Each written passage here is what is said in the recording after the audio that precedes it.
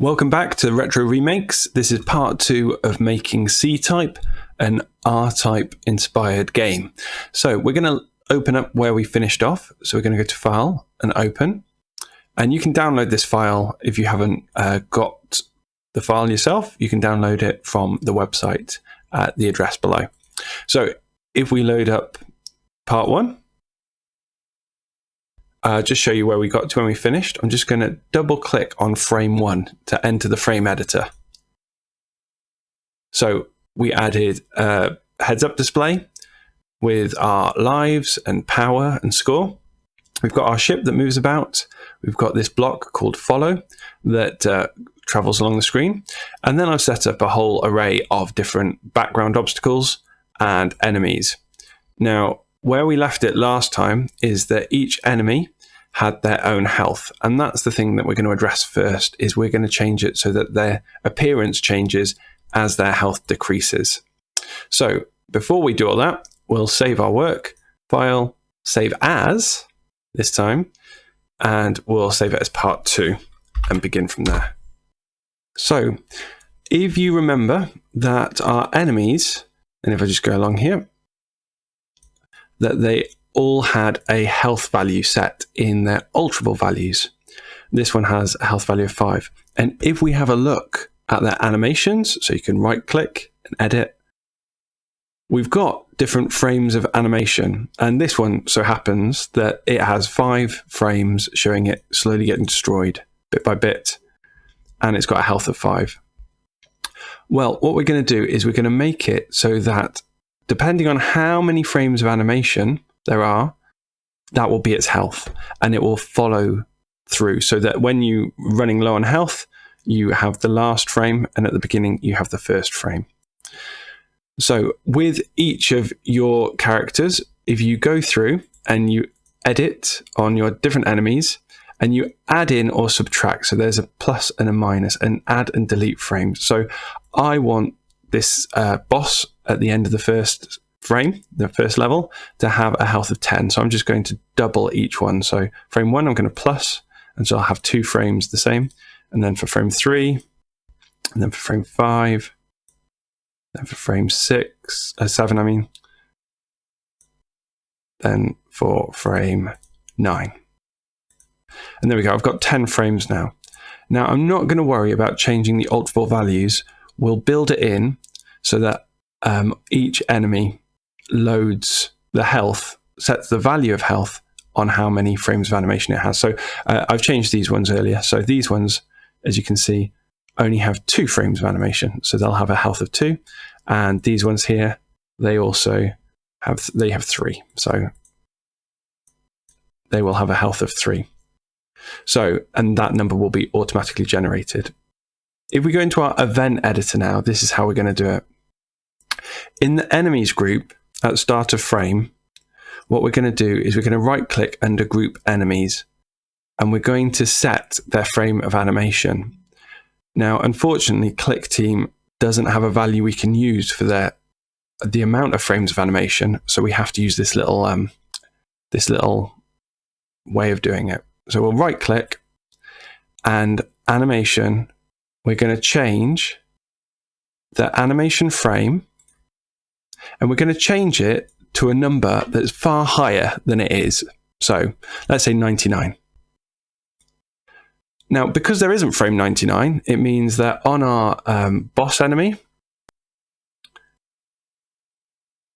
it will take it to the frame number here. Now, unfortunately, these frame numbers don't match up either, because this is actually referred to as frame 0 in the event editor, and this will be frame 9. So it will actually end up being 9. So now it's been forced to its final animation frame, which will be number 9, but it'll show frame 10.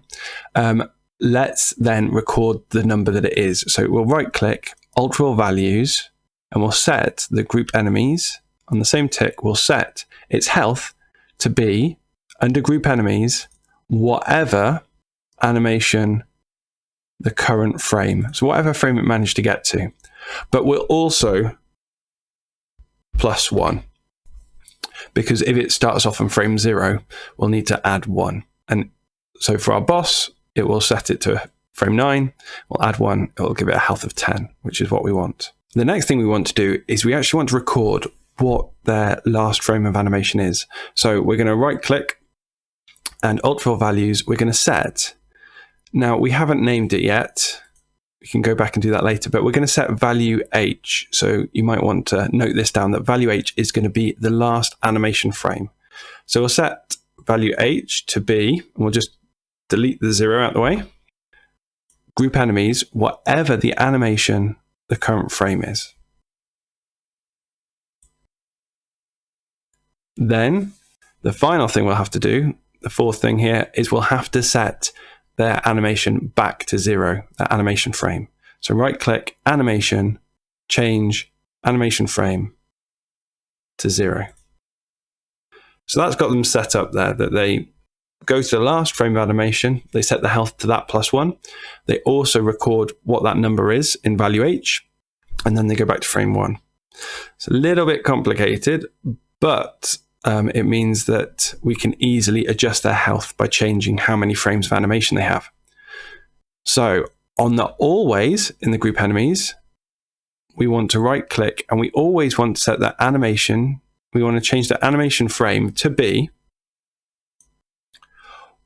whatever, if we click on the group enemies, whatever their last frame of animation is, let me move it to the side, whatever their value H is, like I say, we'll rename that in a second, minus their health, so minus, and from group enemies minus their health, and we'll need to add that 1 back on because the alt value H starts from 0, whereas the health starts from 1. So add 1 to it. Okay, we'll test that out. So if you go to your frame editor, it might save a bit of time to just move an enemy near you that has a lot of health. So I'm just going to drop 1 in there and let's run our frame. You can see as we shoot it, it gets more and more destroyed and crumples up. We'll delete that. What we'll do is we'll add in on the side of our frame all our enemies so that we can easily adjust values. So I'm just going to pull in all the enemies that I'm using in the game, and using this technique, if I just put them on the side, it allows me to select them all quickly. If I need to adjust any Alt 4 values. So now if I select them all, I can go to Alt 4 values and it's a multi-selection of all the enemies there. And I can press new and I can change this H to last frame. And if I quickly show you, you don't need to do this, it will update it here as well. So now it says last frame. You see the fourth one down rather than H, and also here it'll say last frame. Great, so that's sorted that out, and we'll use these later. So leave all of your enemies just placed here. Now, much easier, we're going to set the bullet damage. So because our bullet grows as we hold down the good bullet and gets bigger and bigger and bigger, what we're going to do is we're going to give this a value as well. So if you select the good bullet on the asset bar and click new, we're going to write as Alt value A damage. In our event editor, so on this line, we've got when the good bullet's created, when we're not pressing fire 3.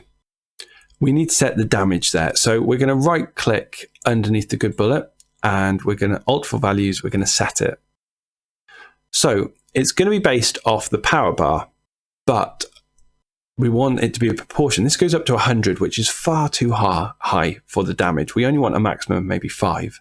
So what we're going to do is we're going to make sure that we always start off with 1 damage. So it's going to be 1 plus, and then we're going to round down. So under special, there's a calculation option called floor. Floor is rounding down, ceiling is rounding up, and round, the word round, is just what rounds up or down depending on if it's over a half or not.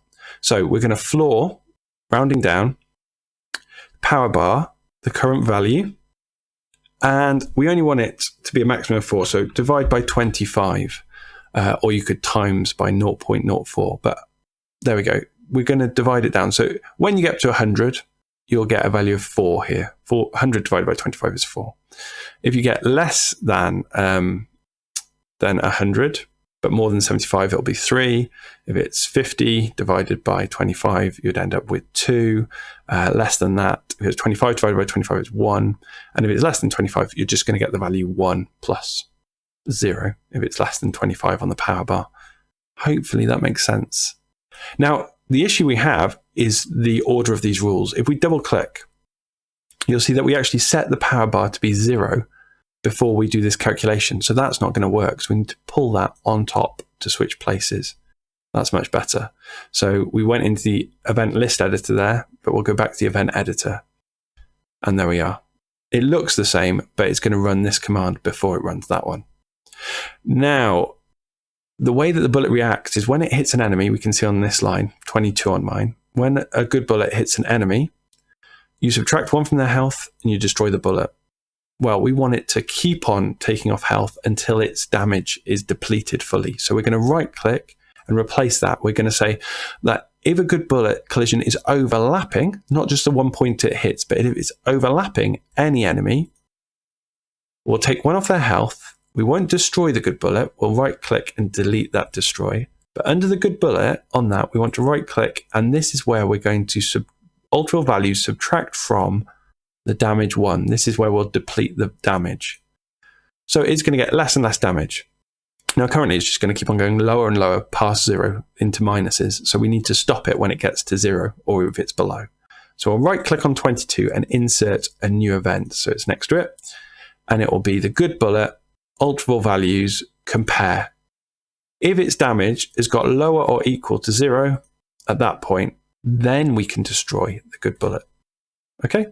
Now, if we run our application, hopefully I can charge up, get it all the way up to 100. So my bullet will have a damage of 100 divided by 25, 4 plus 1, damage of 5. Hopefully I can take out more than 1.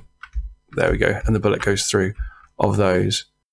But if I tap, it will just have a damage of 1. So for these ships, it will still have a damage of 1.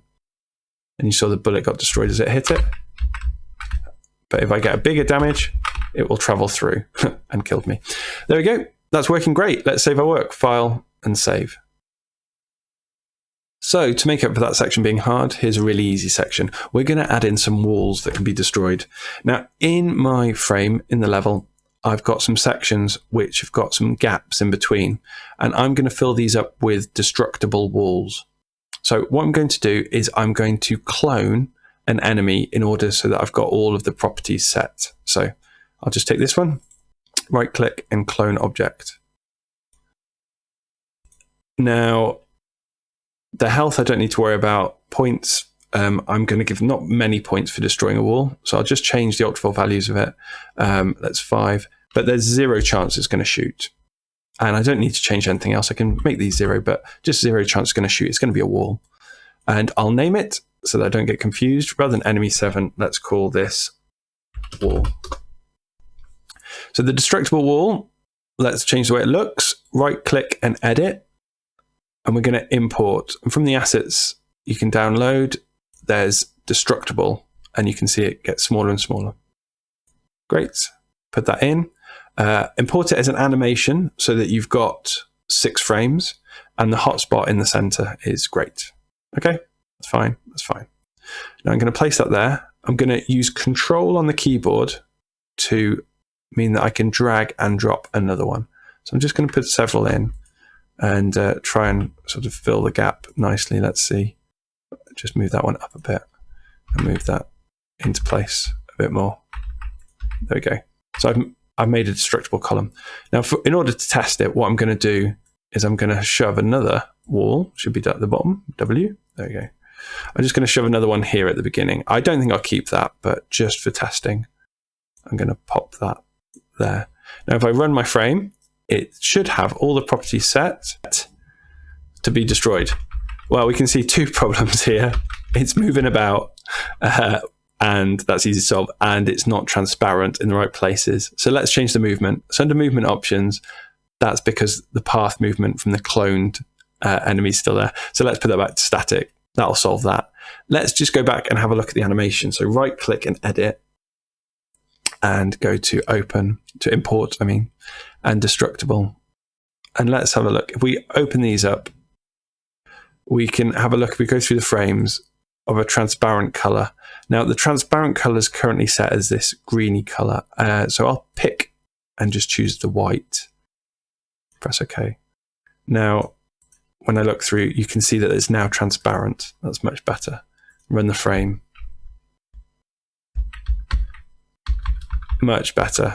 And I should be able to power up and blast through as well. There we go. Great. Now let's just test if we fly into it, what happens. I'm currently invincible. Let's wait for my vulnerability to go. And I can fly straight through. And that's going to be a problem with all the enemies, that will fly straight through.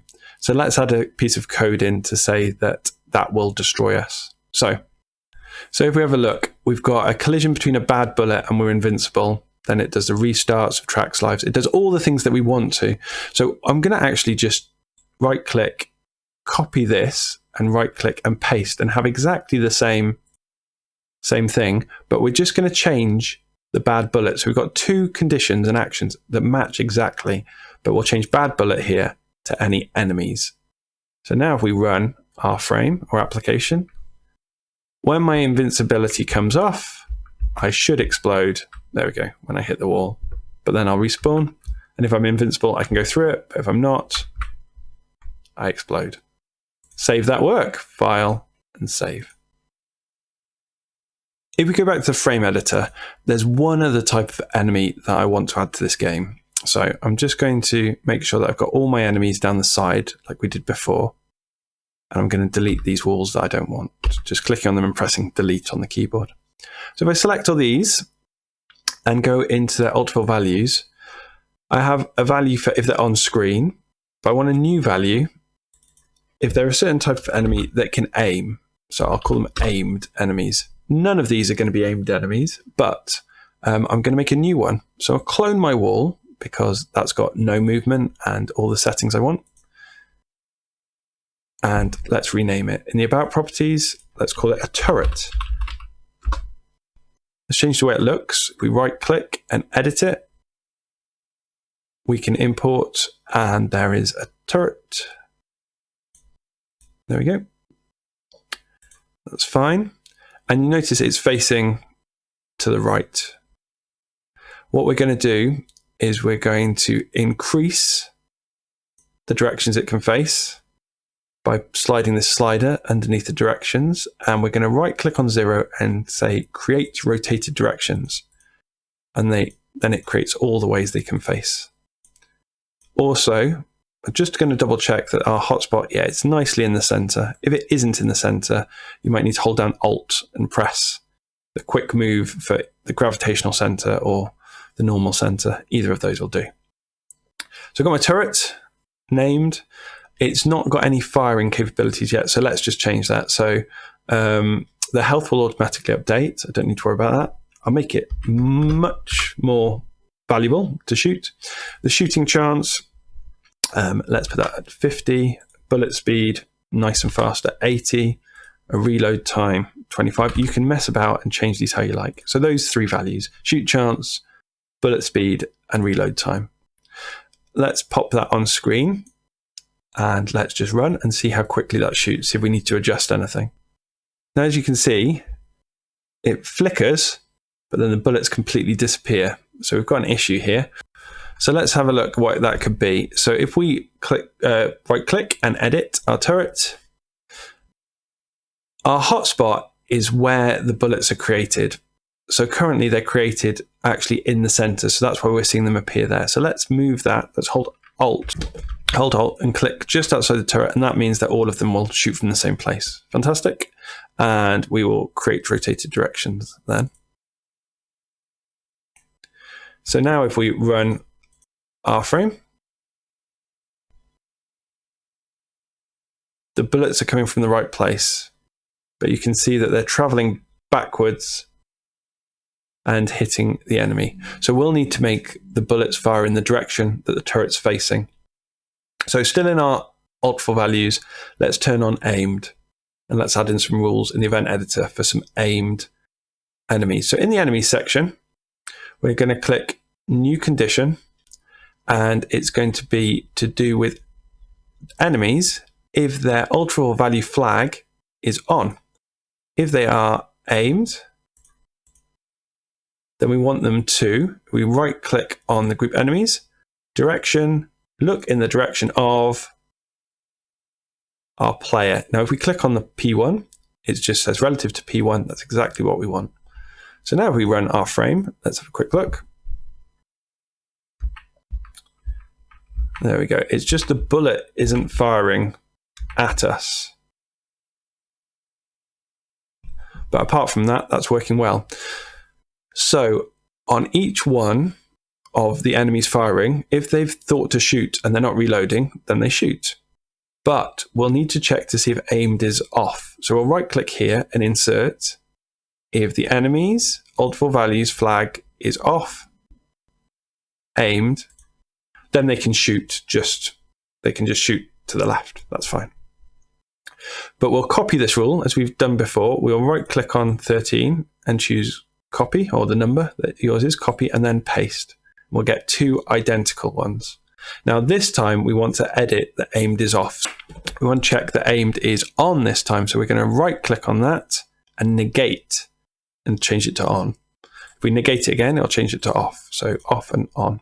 So opposites. So if aimed is on, then we don't want to set the direction just to the left. We want to use the direction of the enemy. So let's right click and edit. It's just off the screen there. Let's right click and edit, set direction to, and let's use a calculation. And whatever the enemy's animation current direction is, whatever the enemy's current direction is, that's the way it will shoot. So we run our frame now. There we go. Now this, that's far too aggressive. I think it's just the speeds that's too quick. I'm happy with how often it fires. So I'm just going to change the speed, bullet speed, to be much less. So maybe 55. And then if you hold down Control, you can drag and drop a few into position. And they should all act independently, all aimed at you. There we go. Taking them out. And you can add turrets along your level where you think's best, but then save your work, file and save. Now, in your frame, in your level, you might have created a larger boss. I'm just going to show you that we've created a big boss that you can add at the end as well. So I'm just going to move enemy 3 out of the way for the moment. And I'm going to pop these to make space. And we're going to insert a new object. Now this object is not going to actually be an enemy in the enemy group. It's just visually going to be an enemy. So insert an active, and in the about we'll call it boss, and right click and edit. So we're going to import, and we're going to import boss. In the direction options, we'll change the speed to 10 and to be looped. So you can see it wiggling around there. Now, I've set this sort of centipede thing up like this because of turrets, and just thought it'd be quite a neat way to place turrets around. I'll just turn off grid there to make it easier. To place some turrets around, because turrets are quite hard. And then maybe it's a good idea to move this section here so we can hide behind something while attacking all these turrets that are working. So now we'll just put some code in to say when the boss is defeated. And we can do that by checking for no enemies in a zone. So in the event editor, we can say that there's a new condition. And for the enemies, we can pick or count, compare to the number of enemy objects in a zone. And then we just drag this to cover where the enemies will be.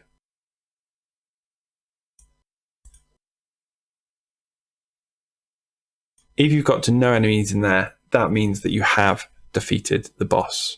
You've destroyed all the enemies there. And then at that point, you can go into your right click and next frame that we'll add in later. So save your work, file, and save. Going back to our frame editor, we're going to add in a few more items. So items that will help us complete a level, sort of extra bonus little spaceships that help us. So if we insert a new object, active, press OK, click to put it down. Let's name this. So let's call it collect item. We're also going to give it an alterable value, so new, and then we can call it item number. We'll right click on the collect item and edit it, and we will import collect item. We'll add an animation, and that's fine. And that's great. That's all there. Now we'll put it into our game so that we can actually interact with it. And in our event editor, we'll add in a rule. So a new condition that if a collect item, if its alterable value, if its item number is 0, we'll set its item number and set what it looks like. So we'll right click underneath collect item, and alterable values, we'll set it to be a random number. So a random range between 1, and then if I press tab, or I can select the next bit, but tab does it for me, between 1 and 3. So 1, 2, or 3. Then the next thing we want to do is right click, and I want to set the animation, change the animation frame to be whatever the collect item, it's just down here, whatever its value of item number. So it'll either be the second, third, or fourth image. So it will go from being purple outside to, let's have a look at it, to this one, or this one. Bit big. So I'll change to one of these. And it will also have an alterable value called item number that matches that picture. So if we run our application, you can see I've got a yellow one there, but if I restart, it's a blue one this time. Restart, it's yellow one again, blue one. See if we can get, there we go, the green one. Restart enough. And all of these will be able to be attached to our ship. So let's add those in. So we're going to the frame editor again. And we'll use this collect item that we've already got to save a bit of time, and we'll clone it. So clone item, clone object, and we want to have 4 different ones. And let's just rename them. So rather than collect item 2, this will be item 1. This will be item 2. I'm just using F2 to quickly rename things. And item 3. So they're all set up. And now we've got animation frames on these that we don't need. So I'm going to edit them individually. I'm going to right click and edit. And I'm just going to, this is item 1. I'm just going to have it be the blue one. So I'm going to delete this one. Just press delete on the keyboard and delete these as well. So that's item 1. Let's do it with item 2, which is yellow. So delete that one, delete that one, delete that one. And then item 3 we'll leave as the green one. So delete that one, and delete that one. Great.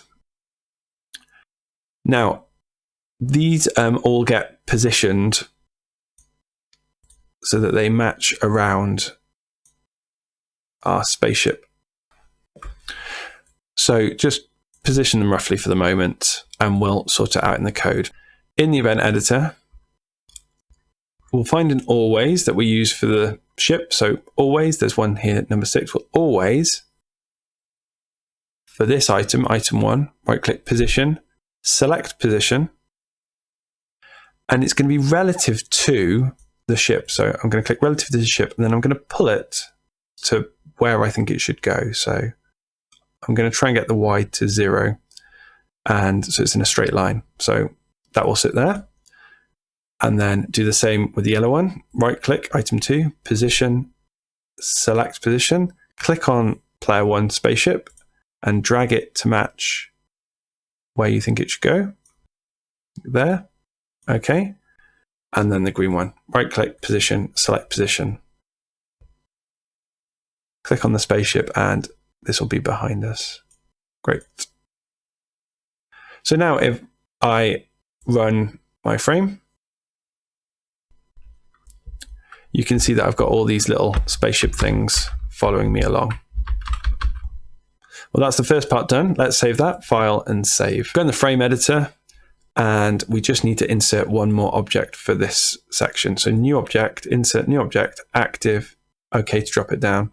Now right click on it and edit it, import, and it's the item bullet. It's what the little items will fire for us.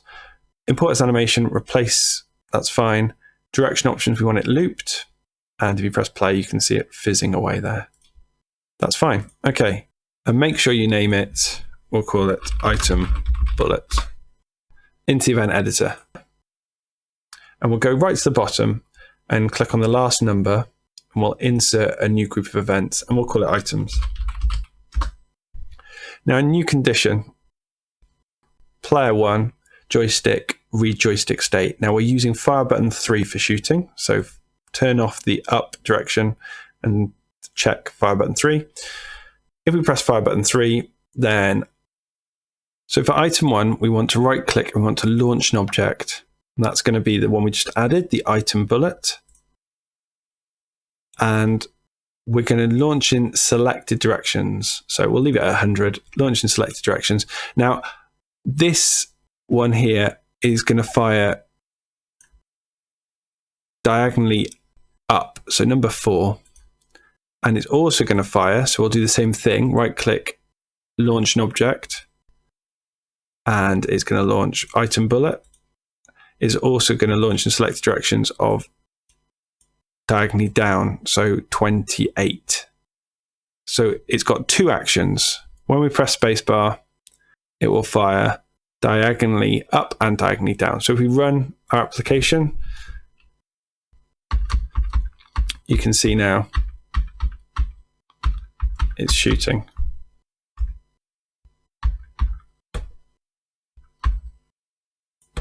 So we're going to do the same. We're going to do it as a new condition, and I'll show you why later.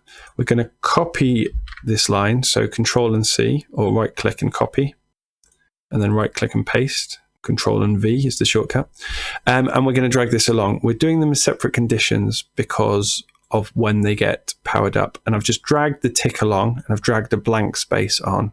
So this item 2 is going to fire up and down. And to save time, I'm just going to right click and edit.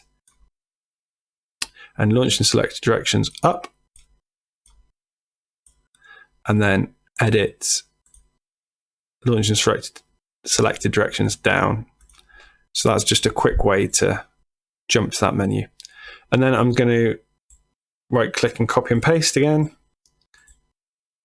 I'm going to drag the tick along to item 3 and drag the blank space over so that we get this sort of nice diagonal line showing that we're working with item 1, 2, and 3. So for this one, this fires reverse. So we're going to right click and edit, launch in select directions, and just number 16 for reverse. And then we press OK, and then right click and delete the bottom command. So it's just fires backwards. So if we had all the power ups, we run our application, we would operate like this. Look at that. Lots of shooting, lots of different directions. We're shooting forwards, the blue one's shooting diagonal, the yellow one's shooting up down. Now, as you'll notice, the small bullets have no effect. So let's add that in. New condition. If an item bullet collides with another object, any of the group enemies, it's just 2 things that happen. The enemy, right click under them, subtract from their health 1. And then the next thing that happens is we want to destroy the bullet. The other new condition we want to add is that if a item bullet collides with the backdrop, we also want to destroy the bullet as well. So let's just select that. Okay, that should be enough for those power-ups to help us. So let's see if I can take them out with the yellow and the blue. Great. That's working. Right, save your work. So as you've probably noticed, it's very overpowered having all of these items activated and starting off with them that you fire all the time. So we're going to limit their use to only once they're collected, and also have it that they can be destroyed. So in the frame editor, we're just going to select item 3 and click on display options and turn off visible at start. We're going to do that the same for item 2 and the same for item 1.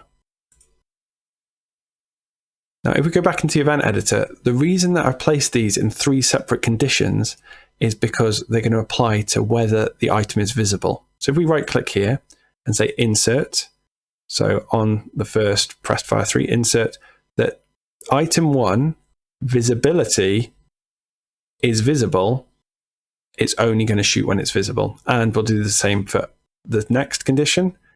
Right click on the words insert, item 2 visibility is visible. Just make sure it matches up. Yeah, item 2 and item 2. Right click again, insert, item 3 visibility if it's visible. So they're only going to shoot when they're visible. So the next thing we need to do is be able to collect the items. We've already in our frame editor, if you have still got it there, you should have the collect item object. I'm going to just hold control and put several of them around the space just to make it so that there'll be a few options when we start of collecting. Now, if I go to the event editor and say new condition, if P1, the ship, collides with another object, the collect item, we'll check which one it is. So I'll right click and insert. If collect items, alt for values, compare.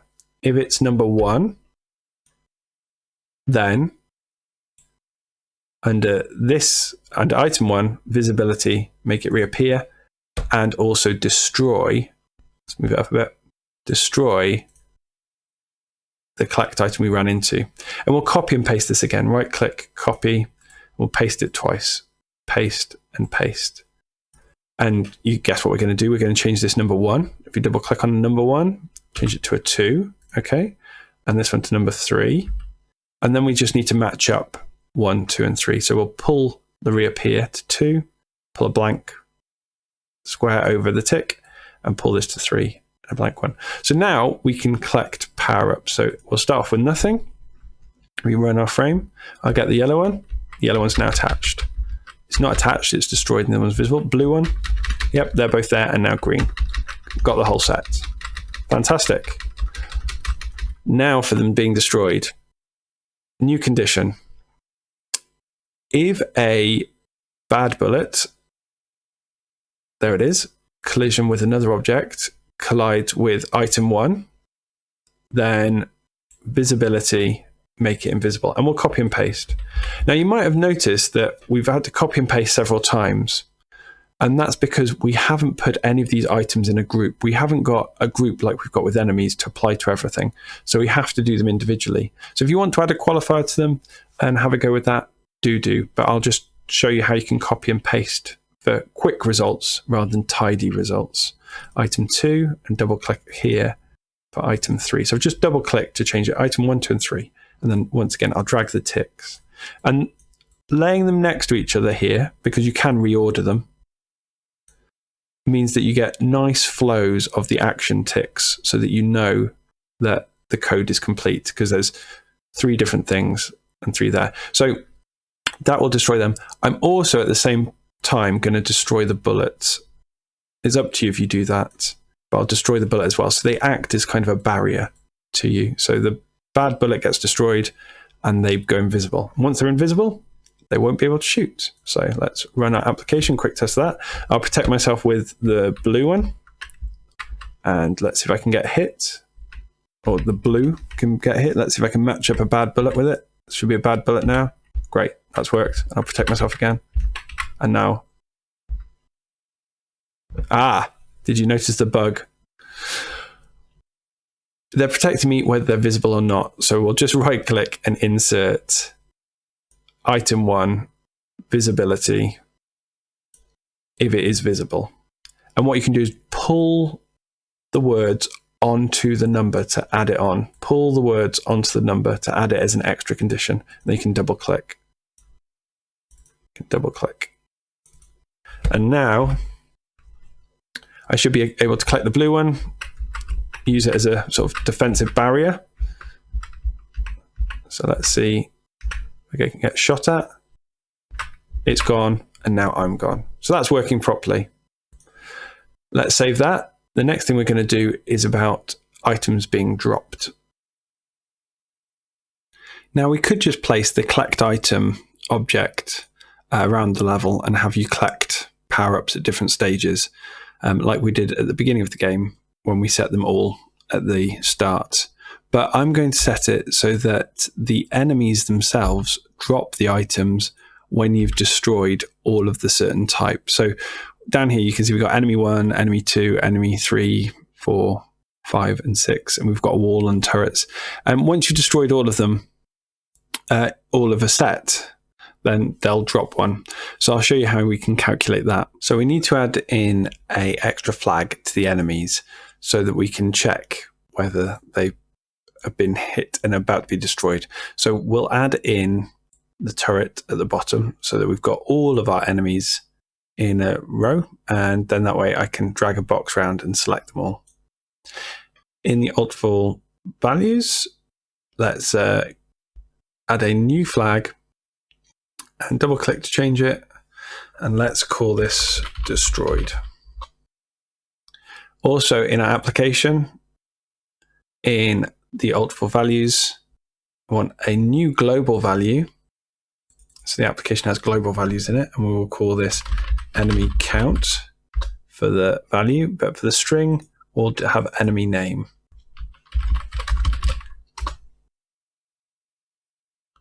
Okay, so into the event editor, go down and try and find the condition where the health of the enemy is less or equal to 0.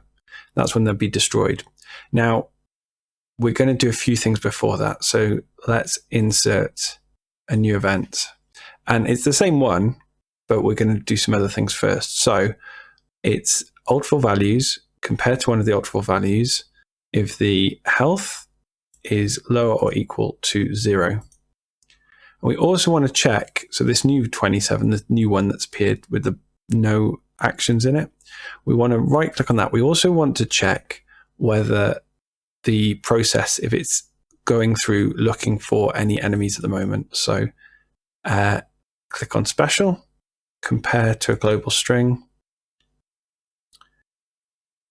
and enemy name is equal to 0. So we're going to set the enemy name. So we'll check it's not anything to start off with, to check it's finished counting. And then if it's finished counting, then we can run a count again.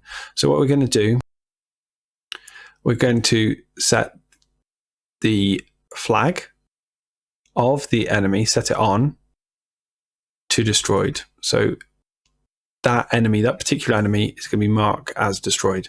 We're then going to, in the special conditions, change the global value. We're going to set the global count to 0. We're going to reset it, and we're going to set the global string to be whatever the name of the enemy was. So if it was enemy 1, enemy 2, whatever it was titled in Clickteam Fusion. So we've got 3 things happening there. We just need one more. We set the enemy to be destroyed.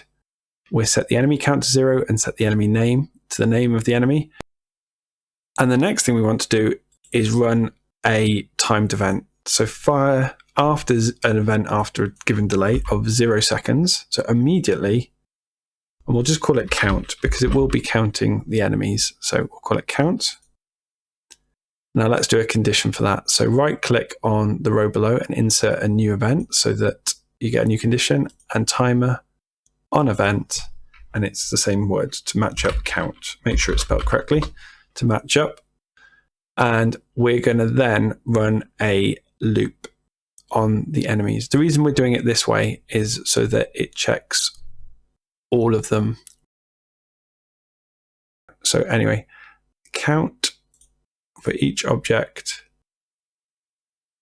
We can actually call it the same thing. Because if it's a loop account, it won't interfere with the time account. So a time account gets triggered, then a loop count gets triggered. So let's insert a new event.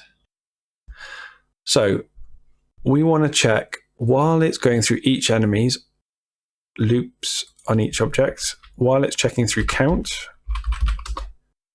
we want to check if their name matches. So let's right click and insert.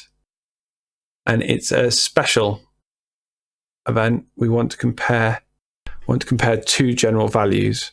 We want to see if the name of the enemies, so let's just move this up. We want to check if the name of the enemies is equal to, and in special, let's retrieve a global string, the name that we're checking for.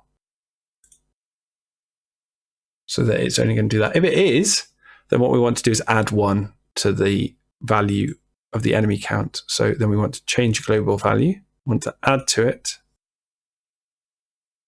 and just add 1 to enemy count.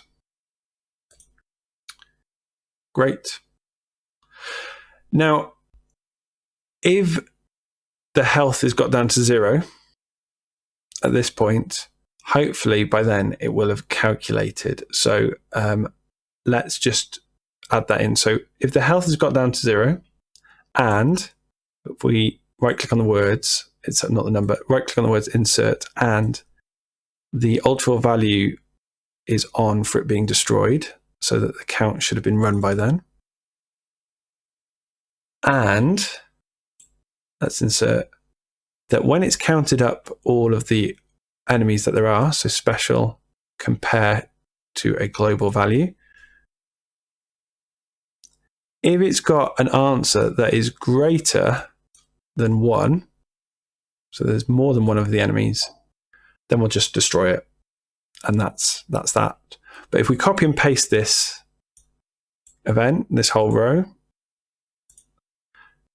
if the enemy count, let's double click on this, if it's equal to 1, then that means that is the last one to be destroyed. If it's equal to 1, we want to create another object. We want to create a collectible item. There you go, collect item. And we want to do that relative to the enemy. So when this pops up, we'll choose relative to and the enemy. Relative to group enemies. Now the order is going to be messed up here. So let's double click on that. And we want to create it before we destroy the enemy. So we're just dragging it upwards so that we have, it creates explosion and it creates the item. So we'll give that a test. We'll go to our frame editor, and just to show you how I've got it set up.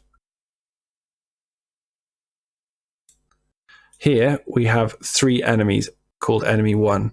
They're the only instances of enemy 1. There's no more red ones over here. So if I run my application,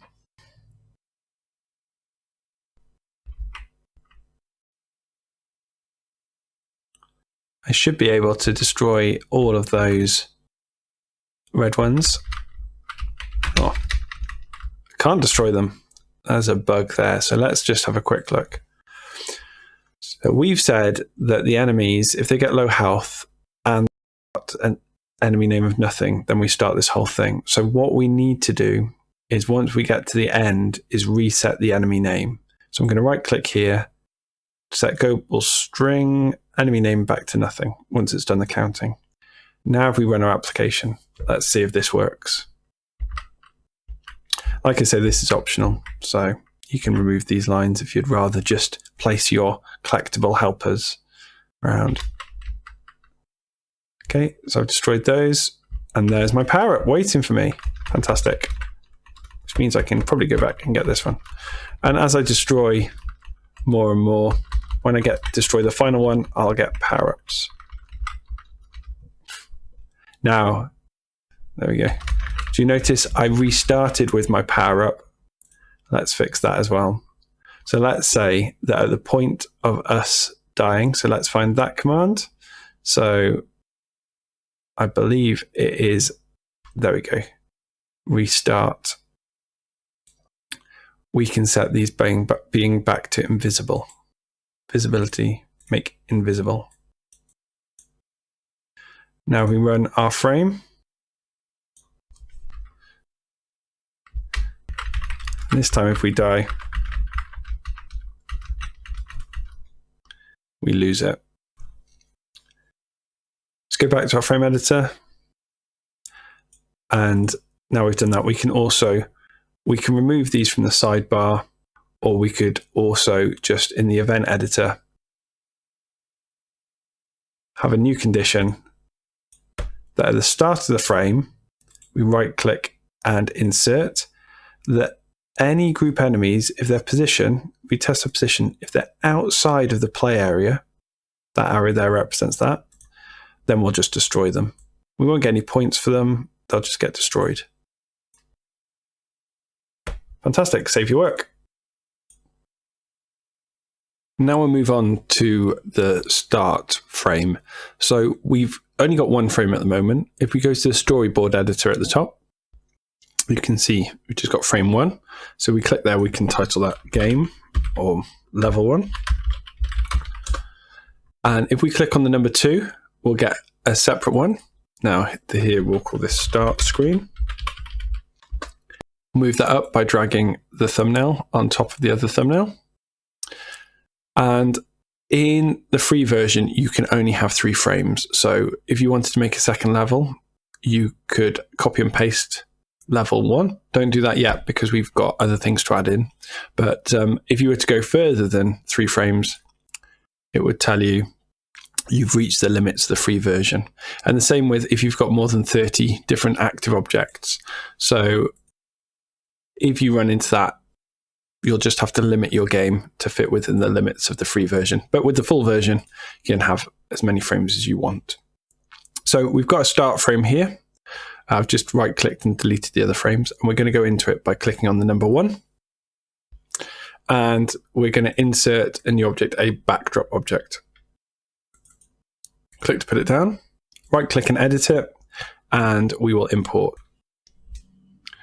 And we're going to import the background title, bgtitle.png. And we'll just move that. We turn the grid back on, snap to grid, and it will go there nicely. Let's insert a new object. Let's insert a string. Now a string is some text. Let's pop that down. Like we did before, we had it for our power.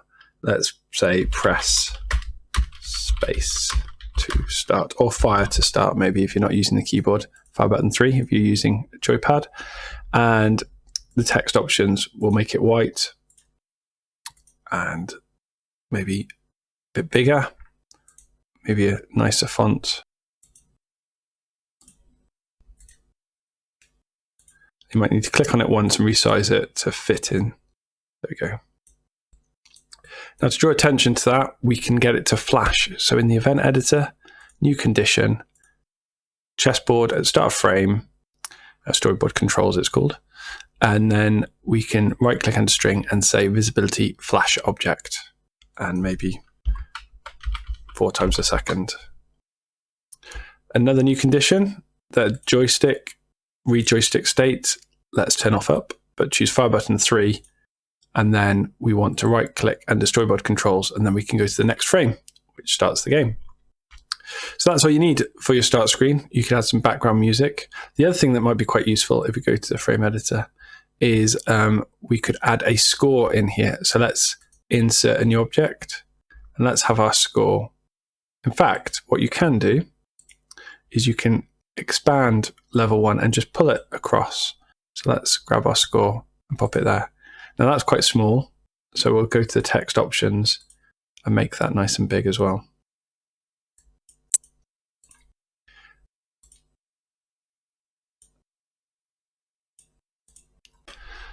So what we need to do is we need to have it that when we start level 1, our score resets, and when we die, we go back to this this start screen. So if we click on level 1, game level 1 here, we can go straight to its event editor.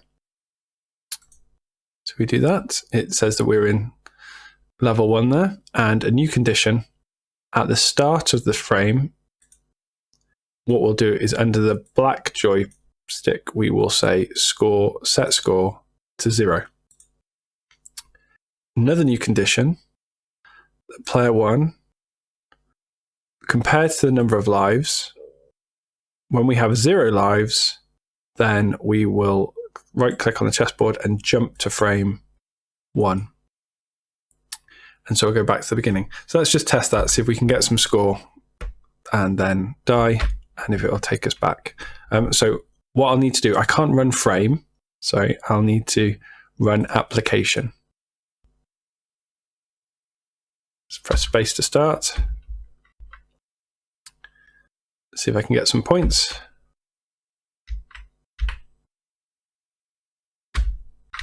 Great.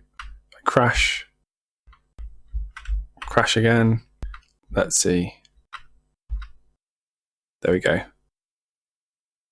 It quit out there. So let's just have a look at the storyboard controls. If I look at all of them, I've already got this command here. When lives reach 0, end the application. So I'm just going to right click and delete that command. And there we go. And that should work fine then.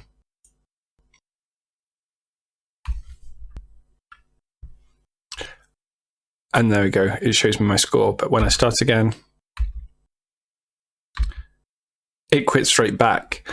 Now, what it's doing there is it hasn't reset the lives. So we'll just, on the same line where we set the score to 0, let's set the number of lives. So you can set that to what you like, but I'll leave that as 3. You could also take this time while you're looking at the lives to go to the frame editor, go to the layer which has got the lives,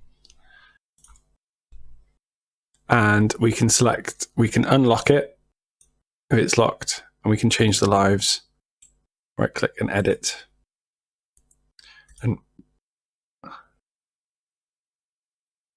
there's the lives that we can import. Shuffle them to the right position.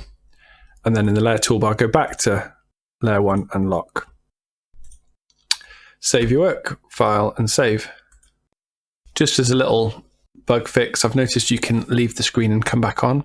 So what we're going to do is we're just going to say a new condition that if P1 position, test position, if they go off the top or the bottom of the screen, then we will get them to stop. So right click, movement, stop. That way they can't fly off the screen. So if you test that quickly, it means that if I go up now, yeah, and down here, I can't actually escape the screen. Just a quick one, on the condition where the good bullet is equal to the right hand side of the frame plus 100, it gets destroyed. That needs to be or greater than. So let's just edit that, because we don't want the bullet to skip that and carry on going for the rest of the level. So just as a quick fix, if the bullet goes further than the right hand side of the screen plus 100, then it gets destroyed. That's a little aside, but let's get back on with making some nebulas and some nice backgrounds. So if we go to the frame editor, we're going to select the background. Now, if you can't select it because you've locked it, you can hold down Shift and Control and click, or you can go to Arrange and choose Unlock All. But holding Shift and Control and then clicking will unlock whatever you're selecting. And let's change the way this looks. So currently it's a motif. We're going to change it to a gradient, and we'll have the top color as black and the other color as a sort of dark blue and a vertical gradient. There we go. I think that looks all right. If you wanted to, you could have 2 of these. You could change the height to be half, sort of 240. Then we could clone it, and then reverse in the clone, in its properties, reverse the colors so that you've got a dark blue to black. So that's already looking a lot nicer. But we're going to add in some other sort of backgrounds of some galaxies and some nebulas. So we're going to insert a new object to be our sort of pretty nebula. Active, okay, click to put it down. Now make sure you don't use up too many active objects, otherwise you'll run out of, you'll reach your limit of the free version. but let's call this nebula. Right click on it and edit, open up, and if you open Nebula 1 and just do it as an animation, should get 4 different colors of nebula. Great. And I'm just going to position several around, holding control, just dropping them down.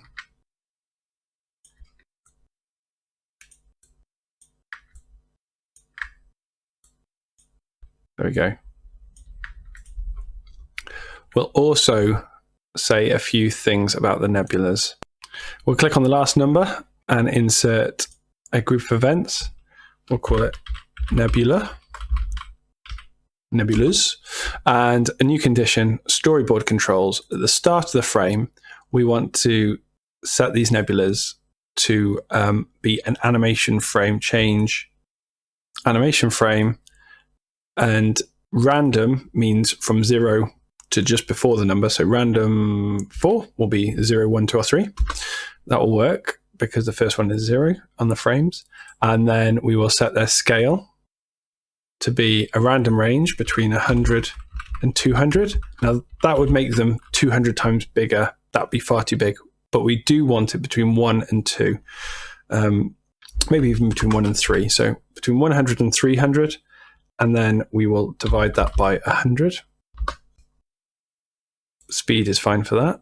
And then right click, and for the angle between 0 and 359. So a random 360 will be anything between 0 and 359. Okay. So at the start of the frame, that should make the nebulas look much prettier. There we go. Different colors, different angles, all mixed. We'll also do something else. When they get to the end of the frame, that they go onto the other side. So if they go off screen. So new condition, the nebulas, their position, test the X position to a value. We'll get the frames X coordinate of left edge. And if they go lower than that, so let's change it equal to lower, minus 200 to give them a bit of leeway, maybe even 300, because they could be twice the size or 3 times the size. So if they go off the frame, minus 300. So what we want to do is all of these things. We want to randomly reset them, and we'll right click. So we pull that tick down, and we want to set that X position as well. So set that X position to whatever the frame's X coordinate at the right visible edge plus the 300 boundary. So that will get them to reshuffle. Now, I don't want there to be any gaps between. So what I'm going to do is just shove a couple of nebulas off screen, ready to come on screen when the game starts. If I run the application now, got some nice nebulas here, and we shouldn't ever run out of them, because as they go off screen, there they are appearing on screen there.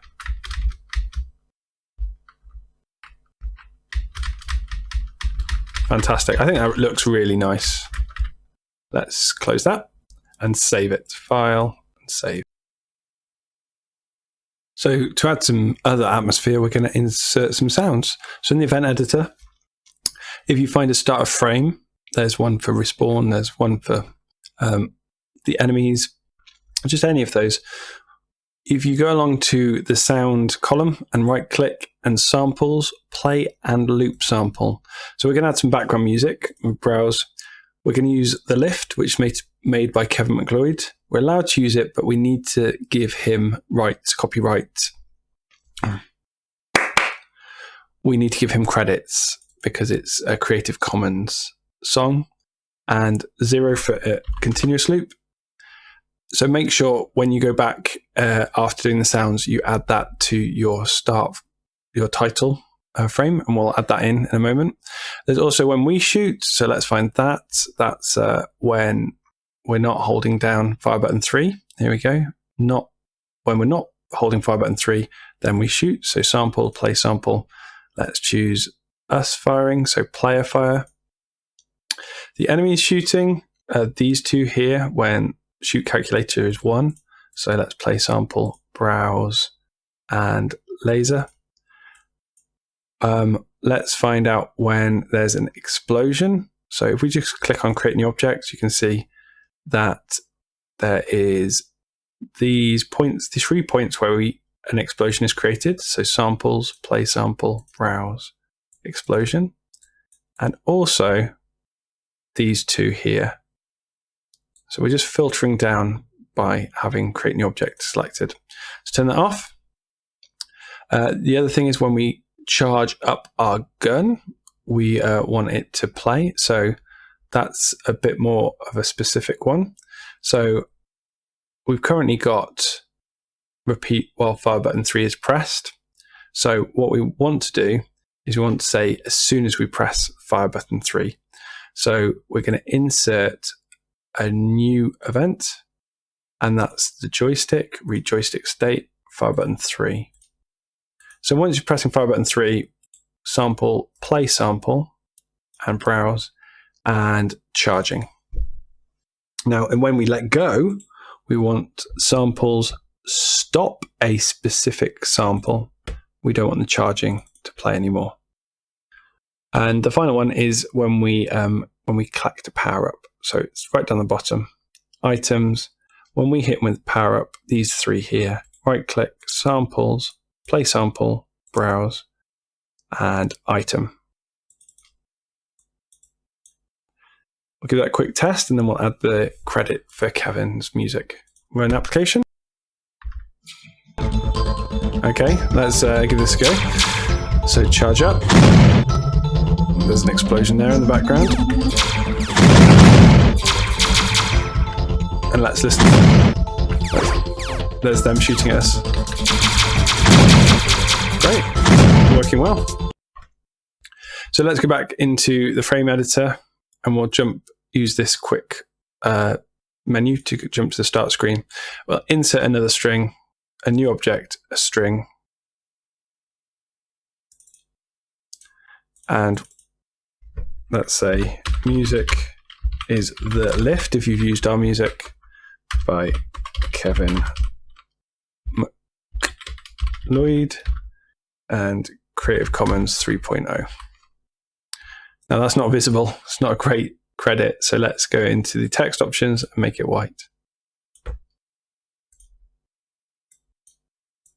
And we might as well add the background music in here as well. So in the event editor, start a frame, right click samples, play and loop sample, and because we've already got it, it's just in this the asset bar there, 0 for an infinite loop. Great. Now you can add multiple levels. You can change the difficulty of the enemies as you go. Just be careful of your object limit in the free version. But yeah, all you need to do is copy and paste into the third one. If you go over, you just need to delete the ones that you've gone over. And program features restored. Make sure you title things properly. And make sure in your second frame, you just need to be careful that when you set your score in lives at the beginning, just here, set score number of lives 0, you don't want that to happen on your second frame. You don't want to lose all of your score from your first frame. But everything else should run properly, and just make sure that the conditions for Storyboard, that you jump to the start screen when your lives are 0, and you can move this area if you need to for where the bosses are and set that to the right area of where your boss is in the next level. Hope you've had fun with this retro remake. We've had lots of fun creating stuff along the way. So any problems, you can let us know. Go to the website to download all the assets and have fun. Till next time, bye-bye.